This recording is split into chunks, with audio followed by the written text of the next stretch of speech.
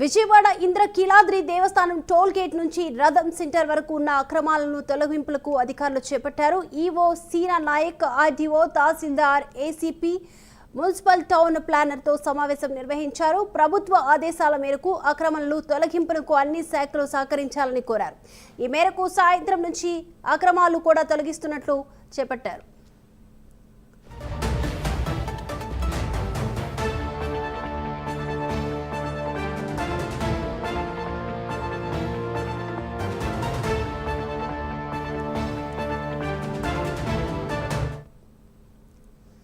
Breaking చూస్తున్న విజయవాడ ఇంద్రకీలాద్రి దేవస్థానం toll gate నుంచి రథం సెంటర్ వరకు ఉన్న అక్రమాలను తొలగించుటకు అధికారులు చేపట్టారు. ఈవో సీనా నాయక్, ఆర్డీఓ, తహసీల్దార్, ఏసీపీ, మున్సిపల్ టౌన్ ప్లానర్తో సమావేశం నిర్వహించారు.